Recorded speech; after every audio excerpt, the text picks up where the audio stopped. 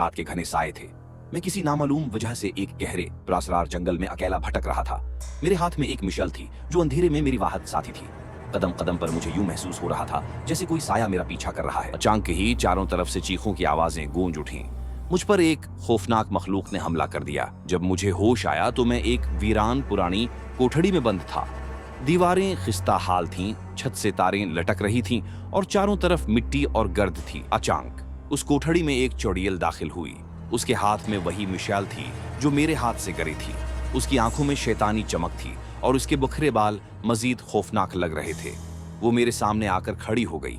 मुझे लगा जैसे अब मेरा आखिरी वक्त आ गया है, लेकिन एक लम्हे के लिए मुझे अपनी फैमिली का ख्याल आया। उनके हिंसते चेहरे मेरी आंखों के सामने घूम गए और मेरे अंदर एक नई हिम्मत पैदा हो गई। मैंने फैसला किया कि मैं हार नहीं मानूंगा। जब उस चुड़ैल ने मुझ पर आखिरी वार करना चाहा तो मेरे अंदर छिपा इंसान बीदार हो गया।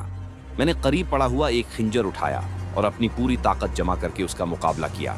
वो जोर जोर से हंसी, जैसे मेरा मजाक उड़ा रही हो, लेकिन मैंने हिम्मत ना हारी। एक भरपूर वार के साथ मैंने उसे पीछे धकेला। वो जमीन पर गिर पड़ी और उसकी चीखों से वो कोठड़ी लर्ज उठी।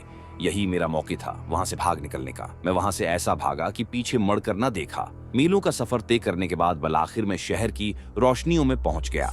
जब मैं अपने घर पहुंचा तो मैंने सुकून का सांस लिया।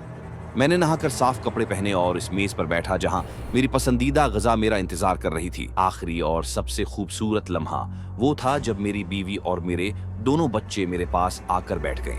उनकी मासूम हंसी और प्यार ने मेरे दिल से उस खौफनाक रात के सारे निशान मिटा दिए।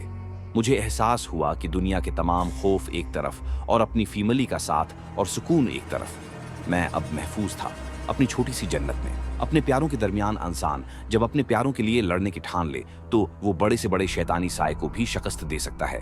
खुशी वही है जो अपनों के साथ मिलकर बांटी जाए।